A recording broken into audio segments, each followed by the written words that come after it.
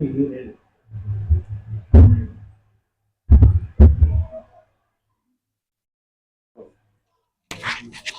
കൃഷ്ണ.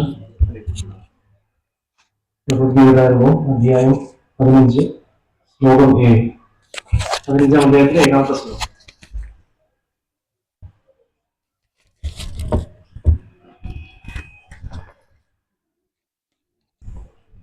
ഓം നമോ ഭഗവതേ വാസുദേവായ. ഓം നമോ ഭഗവതേ വാസുദേവായ. ഓം നമോ ഭഗവതേ വാസുദേവായ. ഓം നമോ ഭഗവതേ വാസുദേവായ. ഓം നമോ ഭഗവതേ വാസുദേവായ. ഓം നമോ ഭഗവതേ വാസുദേവായ.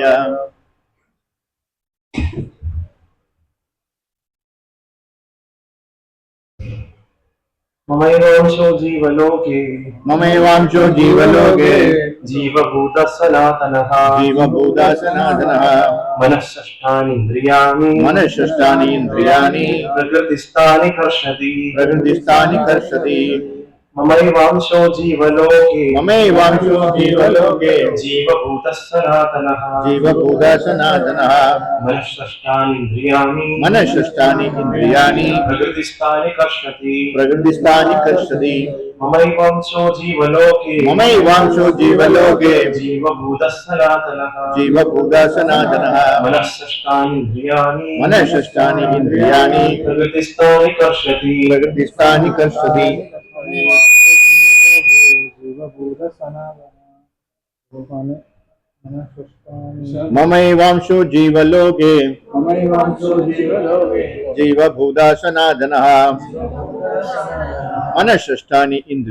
മനഃഷഷ്ഠാനി ഇന്ദ്രിയാണി പ്രകൃതിസ്ഥാനി കർഷതി പ്രകൃതിസ്ഥാനി കർഷതി. മമൈവാംശോ ജീവലോകേ ജീവഭൂതഃ സനാതനഃ മനഃഷഷ്ഠാനി ഇന്ദ്രിയാണി പ്രകൃതിസ്ഥാനി കർഷതി.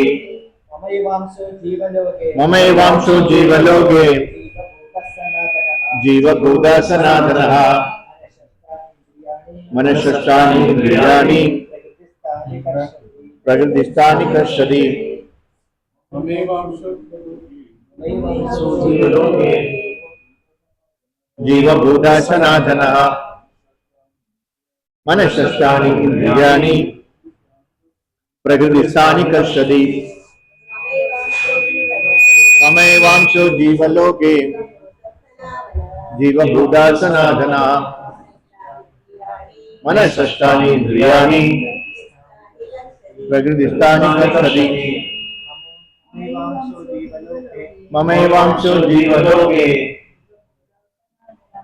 ജീവഭൂതഃ സനാതനഃ മനഃഷഷ്ഠാനി ഇന്ദ്രിയാണി പ്രകൃതിസ്ഥാനി കർഷതി. മമൈവാംശോ ജീവലോകേ ജീവഭൂതഃ സനാതനഃ മനഃഷഷ്ഠാനി ഇന്ദ്രിയാണി പ്രകൃതിസ്ഥാനി കർഷതി. മമൈവാംശോ ജീവലോകേ ജീവഭൂതഃ സനാതനഃ മനഃഷഷ്ഠാനി ഇന്ദ്രിയാണി പ്രകൃതിസ്ഥാനി കർഷതി. മമൈവാംശോ ജീവലോകേ ജീവഭൂതഃ സനാതനഃ മനഃഷഷ്ഠാനീന്ദ്രിയാണി പ്രകൃതിസ്ഥാനി കർഷതി. മമൈവാംശോ ജീവലോകേ ജീവഭൂതഃ സനാതനഃ മനഃഷഷ്ഠാനീന്ദ്രിയാണി പ്രകൃതിസ്ഥാനി കർഷതി. മമൈവാംശോ ജീവലോകേ ജീവഭൂതഃ സനാതനഃ മനഃഷഷ്ഠാനീന്ദ്രിയാണി കർഷതി.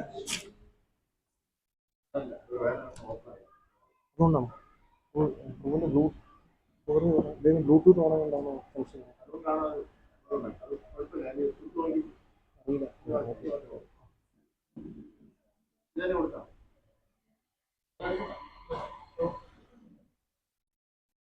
നോക്കണ്ടേ?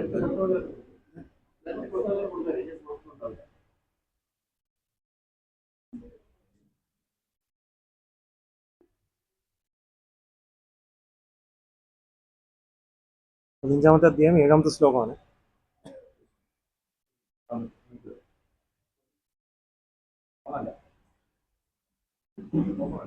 ഹരേ കൃഷ്ണ.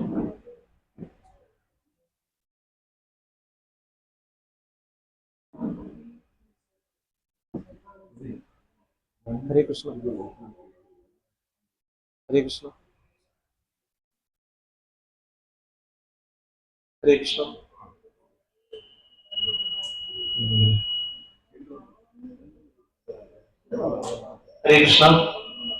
ഹരേ കൃഷ്ണ. ഹരേ കൃഷ്ണ. ഹരേ കൃഷ്ണ.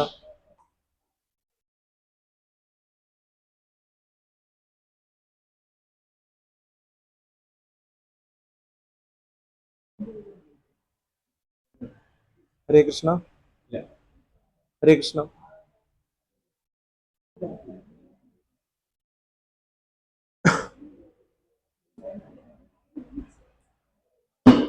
ഹരേ കൃഷ്ണ.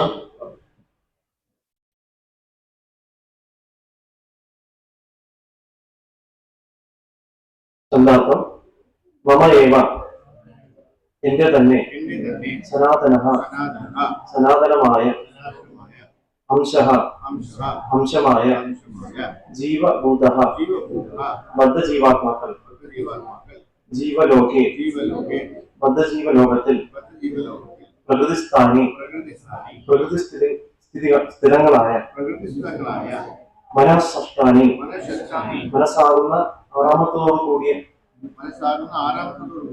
ഇന്ദ്രിയാണി ഇന്ദ്രിയങ്ങളെ കർഷതി ആകർഷിച്ച് കഷ്ടപ്പെടുന്നു. വിവർത്തനം ഭാവാർത്ഥം കൃഷ്ണ കൃപാമൂർത്തി ശ്രീ ശ്രീമദ് അഭയചരണാരവിന്ദ ഭക്തിപ്രഭാതകി. വിവർത്തനം: എന്റെ ശാശ്വത അംശങ്ങളാണ് ഈ ലോകത്തിലുള്ള ബദ്ധരായ സകല ജീവസത്തകളും.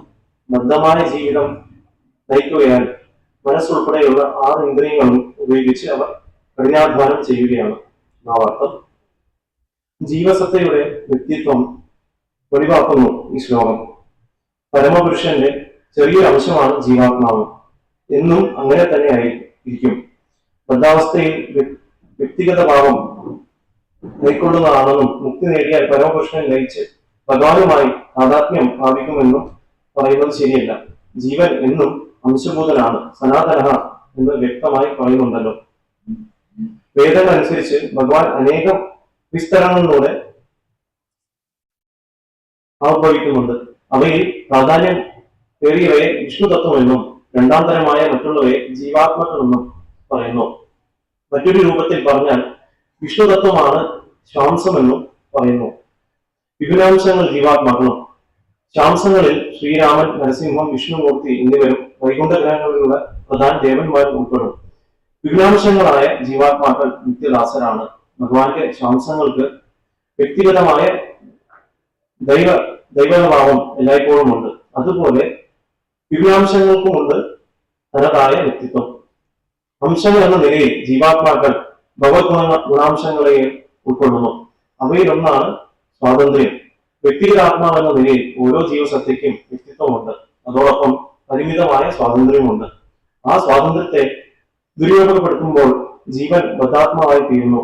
സ്വാതന്ത്ര്യം ഉപയോഗിക്കുന്നത് വേണ്ടുവിധം ആണെങ്കിൽ അവയിൽ നിന്ന് മോചനം നേടാം. ഏതു വിധത്തിലും പരമപുരുഷനെ പോലെ ജീവാത്മാവിന് ഗുണങ്ങളാൽ ശാശ്വതമുണ്ട്. മുക്തനായ ജീവാത്മാവ് ഈ ഭൗതിക പ്രകൃതി കടിമയല്ല, മറിച്ച് അയാൾ ഭഗവാന്റെ അതീന്ദ്രിയ സേവനത്തിൽ ഏർപ്പെടുന്നു. ബദ്ധമായ ജീവിതത്തിൽ ആ ജീവൻ ഭൗതികമായ ത്രിഗുണങ്ങൾക്ക് വശപ്പെടുകയും അങ്ങനെ പ്രേമഭരിതമായ ഭഗവത് സേവനം ചെയ്യാൻ മറന്നു പോവുകയും ചെയ്തേക്കാം. അതിന്റെ ഫലമായി ഈ ഭൗതിക ലോകത്തിൽ തന്റെ ജീവിതം നിലനിർത്താൻ ഏറെ ക്ലേശങ്ങൾ അനുഭവിക്കാൻ വരും. എല്ലാ ജീവാത്മാക്കളും മനുഷ്യരും മൃഗങ്ങളും മാത്രമല്ല, ഭൗതിക പ്രപഞ്ചത്തെ ധരിച്ചു പോരുന്ന ബ്രഹ്മ, വിഷ്ണു, ശിവാദികളും പരമപുരുഷാംശങ്ങളാണ്. അവരാരും ക്ഷണിക നേരത്തേക്ക് മാത്രം പ്രത്യക്ഷീകരിച്ചവരല്ല, ശാശ്വതരാണ്. കർഷതി എന്ന വാക്ക് ശ്രദ്ധിക്കുക. ബദ്ധനായ ജീവൻ ഇരുമ്പു ചങ്ങലകളാൽ കെട്ടപ്പെട്ടതുപോലെ വിദ്യാഭ്യാസത്തിന്റെ കുടുക്കിൽപ്പെട്ടിരിക്കുകയാണ്. ഈ ഭൗതികതയിലേക്ക് ജീവനെ മുഖ്യമായി പിടിച്ചഴിക്കുന്നത് മനസ്സു തന്നെ. മനസ്സ് സത്വഗുണ സമ്പന്നമായിരിക്കെ മനുഷ്യൻ നല്ല കർമ്മങ്ങൾ ചെയ്യും. രജോഗുണ ഭരിതമെങ്കിൽ അവന്റെ കർമ്മങ്ങൾ ക്ലേശകരമായി തീരും. അടിമപ്പെട്ടിരുന്നാൽ താഴ്ന്ന തരം ജീവികളുടെ പദവിയിലേക്ക് നീങ്ങും. ഇന്ദ്രിയങ്ങളും മനസ്സും ഉൾപ്പെട്ട ഭൗതിക ശരീരം കൊണ്ട് ജീവാത്മാവ് സ്വയം ആവരണം ചെയ്തിരിക്കുകയാണെന്നും മോചനം നേടുമ്പോൾ ഈ കവചം നശിച്ച് ആത്മീയ ശരീരം അതിന്റെ വ്യക്തിഗതമായ കഴിവുകളോടെ പ്രത്യക്ഷപ്പെടുമെന്നും ഈ ശ്ലോകത്തിൽ നിന്ന് വ്യക്തമാകുന്നുണ്ട്. സവാ ഏഷ ബ്രഹ്മനിഷ്ഠ ഇതം ശരീരം മർദ്യം അതിസൃജ്യ ബ്രഹ്മാഭി സമ്പത്യ ബ്രഹ്മണ പശ്യതി ബ്രഹ്മണ ശൃണോതി ബ്രഹ്മണൈവൈത സർവം അനുഭവതി മാധ്യാം ദിനായ ശ്രുതി. ഒരാൾ ശരീരം ത്യജിച്ച് ആധ്യാത്മിക ലോകത്തിൽ പ്രവേശിക്കെ തന്റെ ആത്മീയ ശരീരം വീണ്ടും കൈക്കൊള്ളുന്നു. അതിലിരുന്നു കൊണ്ട് അയാൾക്ക് പരമപുരുഷനെ മുഖത്തോട് മുഖം കാണാനും സംവദിക്കാനും അദ്ദേഹത്തെ ശരിക്കും മനസ്സിലാക്കാനും കഴിയും. വസന്തി എത്ര പുരുഷ സർവേ വൈകുണ്ഠമൂർത്തയ എന്ന് സ്മൃതിയുണ്ട്. ആധ്യാത്മിക ലോകങ്ങളിൽ എല്ലാവരും ഭഗവാന്റെ പോലുള്ള ശരീരം ഉള്ളവരാണ്. ശരീരഘടനയിൽ വിവിധ വിഷ്ണുമൂർത്തികൾക്കും ജീവാത്മാക്കൾക്കും തമ്മിൽ വ്യത്യാസമില്ല. ഒരു തരത്തിൽ പറഞ്ഞാൽ മുക്തനായ ജീവന് ഭഗവത്കരുണയാൽ ഒരു ആധ്യാത്മിക ശരീരം ലഭിക്കുന്നു. മമൈവ അംശ ഭഗവാന്റെ ചെറിയ അംശങ്ങൾ എന്നതും വളരെ അർത്ഥവത്താണ്. പരമപുരുഷന്റെ ഒരു അംശം എന്നത് കുറഞ്ഞ ഒരു ഭൗതിക വസ്തുവിന്റെ തുണ്ട് പോലെയുള്ളതല്ല. ആത്മാവിനെ തുണ്ടുതുണ്ടാക്കാൻ വഴിയെന്ന് രണ്ടാമധ്യായത്തിൽ പറയുന്നത്. ഭൗതികമായി മനസ്സിലാക്കാവുന്ന ഒന്നല്ല ഇത്. ഭൗതിക പദാർത്ഥങ്ങളെ മുറിച്ച് കഷ്ണങ്ങളാക്കാം, കൂട്ടിച്ചേർക്കുകയും ആവാം. ആ പദ്ധതി ഇവിടെ അനുയോജ്യമല്ല. സനാതന എന്ന സംസ്കൃത പദമാണ് ഉപയോഗിച്ചിട്ടുള്ളത്. ഈ ചെറിയ അംശം ശാശ്വതമാണ്. രണ്ടാം അധ്യായത്തിന്റെ ആരംഭത്തിലും പ്രസ്താവിച്ചിട്ടുണ്ട്. സർവ്വജീവികളിലും പരമപ്രഭുവിന്റെ ചെറിയ അംശം ഉണ്ടെന്ന്. ദിഹിനോസ്മിൻ യഥാദേഹി. ഈ ചെറിയ അംശം ശരീരത്തിൽ നിന്ന് മുക്തമാകുമ്പോൾ മുൻകാലത്ത് പരവ്യോമത്തിൽ ആധ്യാത്മിക ഗ്രഹത്തിൽ തന്റേതായിരുന്ന അഭൗതിക ശരീരം കൈക്കൊണ്ട് ഭഗവത് സന്നിധി പോയി ആനന്ദിക്കുന്നു. സ്വർണ്ണ തരികളിൽ ഓരോന്നും സ്വർണം തന്നെ എന്നതുപോലെ ഭഗവത് അംശങ്ങൾ എന്ന നിലയ്ക്ക് ജീവസത്തുകൾ ഗുണം കൊണ്ട് ഭഗവത് സദൃശ്യങ്ങൾ തന്നെ എന്ന് മനസ്സിലാക്കാം. ഓം അജ്ഞാനതിമിരാന്തസ്യ ജ്ഞാനാഞ്ജനശലാഖ്യ ചക്ഷുരുന്മീലിതം യേന തസ്മൈ ശ്രീ ഗുരുവേ നമഃ. ശ്രീ ചൈതന്യ മനോവിഷ്ണം സ്ഥാപിതം യേന ഭൂതലേ സ്വയം രൂപകഥാമഹ്യം ദദാന്തി സ്മൃതാന്തികം. വന്ദേഹം ശ്രീഗുരു ശ്രീതപദകമലം ശ്രീഗുരുൻ വൈഷ്ണവാംശ്ച ശ്രീരൂപം സാഗരജാതം സഹന ഗുണാദാം വിദഗ്ധം സജീവം സാദ്വൈതം സാവധൂതം പരിജന സഹിതം കൃഷ്ണ ചൈതന്യ ദേവം ശ്രീ രാധാകൃഷ്ണ പാർവാൻ സനഗാൻ ശ്രീകാൻ ശാകാന്തികാംശ്ച. നമോ വിഷ്ണുപാദായ കൃഷ്ണപ്രേഷ്ഠായ ഭൂതലേ ശ്രീമതേ ഭക്തി വേദാന്ത സ്വാമി ഇതി നാമ്നെ. നമസ്തേ സാരസ്വതേ ദേവേ ഗൗരവാണി പ്രചാരിണേ നിർവിശേഷ ശൂന്യവാദി പാശ്ചാത്യ ദേശകാരിണേ. जय श्री कृष्ण चैतन्य प्रभु नित्यानंद श्री अद्वैत गदाधर श्रीवासादि गौरभक्तवृंद. हरे कृष्ण कृष्ण कृष्ण हरे हरे हरे राम राम राम हरे हरे. वाञ्छाकल्पतरुभ्यश्च कृपा सिन्धुभ्य एव च पतितानां पावनेभ्यो वैष्णवेभ्यो नमो नमः.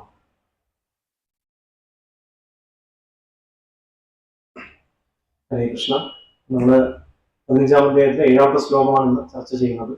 വളരെ പ്രസിദ്ധമായൊരു ശ്ലോകമാണ് ഈ ഒരു ശ്ലോകം. നമ്മുടെ യഥാർത്ഥ വ്യക്തിത്വം എന്താണെന്ന് പറഞ്ഞിരുന്ന ശ്ലോകമാണ് ഈ ഒരു ശ്ലോകം.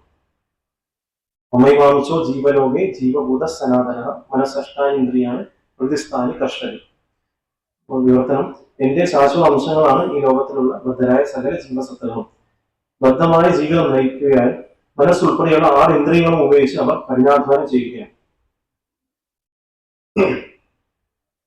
ഇവിടെ നമ്മൾ ആരാണെന്നുള്ള ചോദ്യത്തിന് വളരെ വ്യക്തമായിട്ടും ഭഗവാൻ ഉത്തരം നൽകുകയാണ് ചെയ്യുന്നത് ഈ ശ്ലോകത്തിൽ. അപ്പം നമ്മൾ ഭഗവാന്റെ ശാശ്വതമായിട്ടുള്ള അംശങ്ങളാണെന്നുള്ള കാര്യമാണ് ഇവിടെ പറയുന്നത്.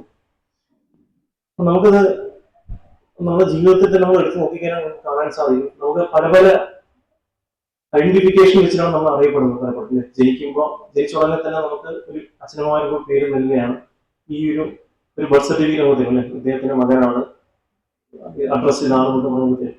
പിന്നെ കുറച്ചുകൂടി എഴുതാവുന്ന സമയത്ത് നമുക്ക് വീണ്ടും ഒരു സ്കൂളിൽ നമ്മൾ അഡ്മിഷൻ നേടുന്ന സമയത്ത് നമുക്ക് അവിടെ നമ്മുടെ പേര് തന്നെയാണ്, പക്ഷെ എന്നാൽ വീണ്ടും നമുക്ക് ഒരു റോൾ നമ്പർ വരും.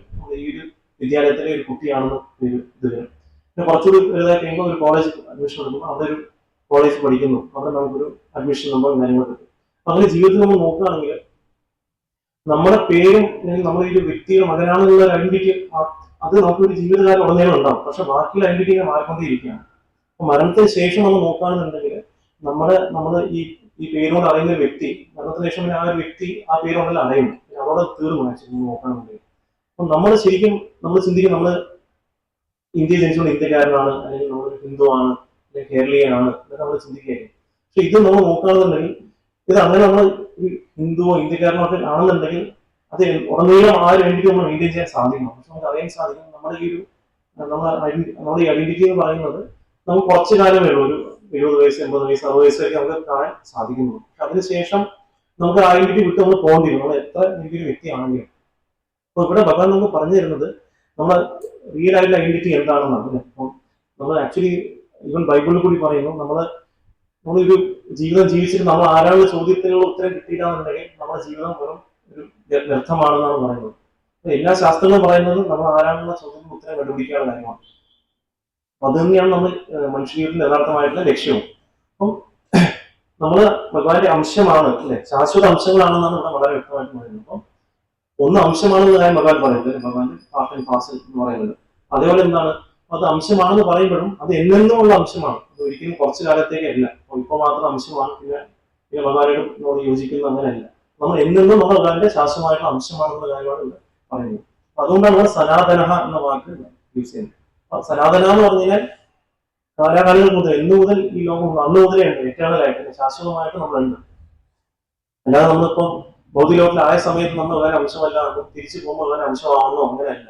എന്നും നമ്മൾ ഭഗവാൻ അംശമാണ്. നമ്മൾ ഭഗവാൻ മറന്നിരിക്കുകയാണെങ്കിൽ കൂടി ഭഗവാൻ അംശമാണ്, ആ തത്വത്തിന് ഒരു വ്യത്യാസം വരുന്നില്ല നമ്മൾ നോക്കുകയാണെങ്കിൽ. അപ്പം അംശം എന്ന് പറയുമ്പോൾ നമുക്ക് ചിലപ്പോൾ ഒരു സംശയം വരാം അല്ലെ. അംശം എന്ന് പറയുമ്പോൾ പൂർണ്ണതയും അംശവും അല്ലെ. അപ്പൊ നമ്മൾ അംശം എന്ന് പറയുമ്പോൾ പലപ്പോഴും പൂർണ്ണമായ ഒരു കാര്യത്തിൽ നിന്ന് നമ്മൾ അംശം എടുക്കുന്ന സമയത്ത് പൂർണ്ണതയ്ക്ക് അതിന്റെ ഐഡന്റിറ്റി നഷ്ടപ്പെട്ടു പോകുമ്പോൾ സംശയം വരാം. നമുക്ക് പലപ്പോഴും അത് സംശയമാകാറുണ്ട്. നമ്മളൊരു എക്സാമ്പിളായിട്ട് നോക്കുകയാണെന്നുണ്ടെങ്കിൽ നമ്മളിപ്പോ ഒരു കേക്കോ അങ്ങനെ എന്തെങ്കിലും ഉണ്ടാക്കുന്ന സമയത്ത് കേക്ക് എന്ന് പറയുമ്പോൾ അതിൽ ഒരു ഹോളായിട്ട് ഒരു കേക്ക് ഉണ്ടാവും. നമ്മളതിന് മുറിച്ചെടുത്ത് പീസ് ആക്കുന്ന സമയത്ത് ആ കേക്കിന്റെ ഐഡന്റിറ്റി നമ്മൾ നഷ്ടപ്പെടാം. പിന്നെ അത് ഒരു പീസ് ഓഫ് കേക്ക് ആയിട്ട് മാറാണ് ചെയ്യുന്നത്. അതുപോലെ തന്നെ നമ്മുടെ അംശം, നമ്മുടെ ശാശ്വത അംശം എന്ന് പറയുന്ന സമയത്ത് ഒരിക്കലും നമ്മുടെ അംശങ്ങളായതുകൊണ്ട് ഭഗവാന്റെ അസ്തിത്വത്തിൽ വ്യത്യാസം വരുന്നില്ല. നമ്മൾ എന്നും ഭഗവാന്റെ അംശമാണ്. ഭഗവാൻ സനാതനാണ്, നമ്മൾ സനാതനാണ്. നമ്മൾ ഭഗവാന്റെ അംശമാണ്. ഭഗവാൻ പൂർണ്ണയാണ്, നമ്മൾ ഭഗവാന്റെ ഒരു ജസ്റ്റ് ഒരു അംശം മാത്രമാണ് നോക്കുകയാണെങ്കിൽ. ഭഗവാൻ വിഭു ആണെങ്കിൽ നമ്മൾ അണുവാണ് എന്നാണ് ശാസ്ത്രങ്ങൾ പറയുന്നത്.